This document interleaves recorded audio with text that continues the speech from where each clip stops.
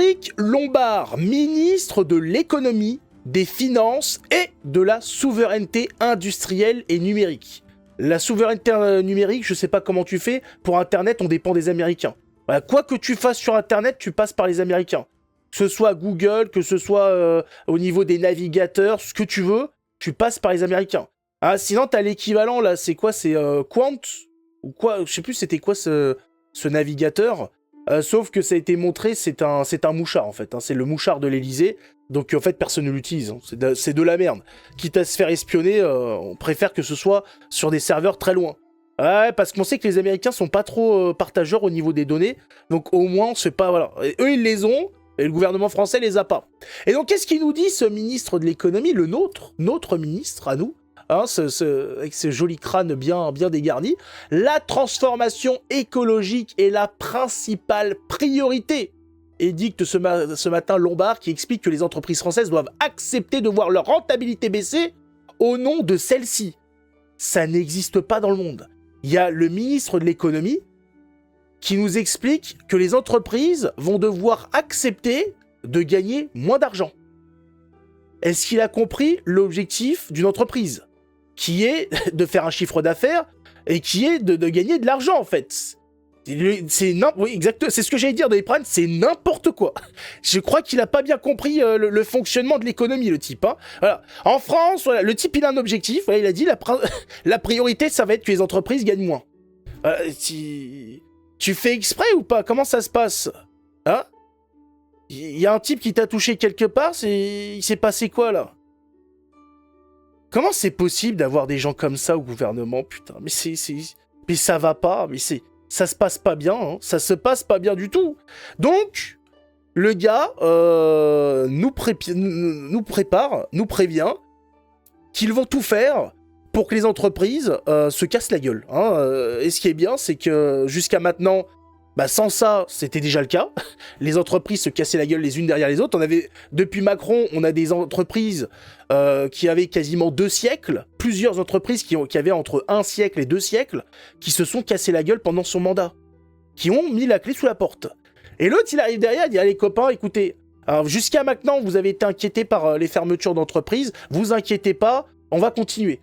C'est pas vrai, mais c'est excellent ça, dis donc. C'est bien. L'écologisme, c'est la décroissance. Ah bah oui, c'est exactement ça. Hein.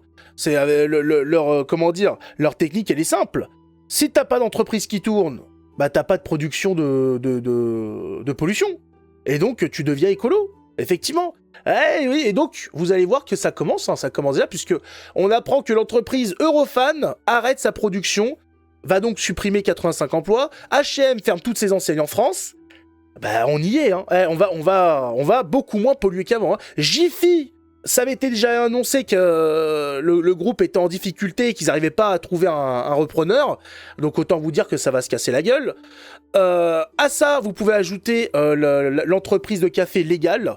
Voilà, petit café sans prétention qui était au Havre, qui va avoir ses 110 salariés sur le carreau.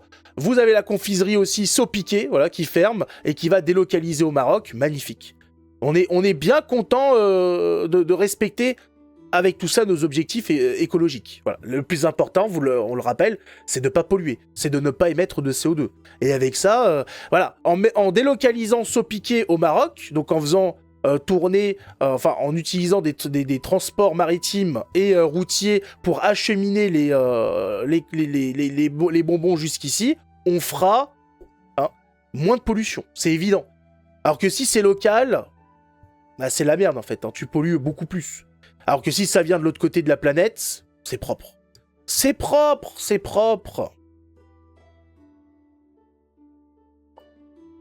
Ces gens sont fous. Moi j'ai envie de dire, est-ce qu'ils sont fous ou est-ce qu'ils respectent simplement leur agenda? Parce que on ne peut pas avoir une succession de ministres qui prennent les mêmes décisions en disant ils sont fous. Si on met comme ça, on prend la totalité des actions qui ont été faites par nos ministres, par nos gouvernements successifs, et qu'on met comme ça, on les met côte à côte et on regarde un petit peu la direction qui a été prise à chaque fois. c'est tout le temps la même, donc ils sont pas fous. On n'a pas des gouvernements qui se succèdent et qui partent d'un côté ou de l'autre. On a tous les gouvernements qui se succèdent et qui vont vers le mur. Voilà, à chaque fois, c'est la même direction, c'est vers le mur. À chaque gouvernement qui passe, c'est des entreprises qui coulent, c'est des brevets qui sont vendus à l'étranger, c'est les le système français, enfin les différents systèmes français qui sont détricotés et compagnie. Ça va toujours pareil, c'est toujours dans le même sens. Donc je pense qu'il y a pas beaucoup de folie là-dedans. Il y a des bons calculs et il y a surtout des gens qui sont payés, qui sont des agents de l'étranger, qui sont là pour détruire la France, pour en faire un pays dépendant de qui? En première instance, de l'Union Européenne, et ensuite, vous imaginez bien que l'Union Européenne, n'étant qu'un pion dans l'échiquier, il y a encore au-dessus une couche. Et peut-être même encore au-dessus une autre couche. Et ça fait beaucoup de couches.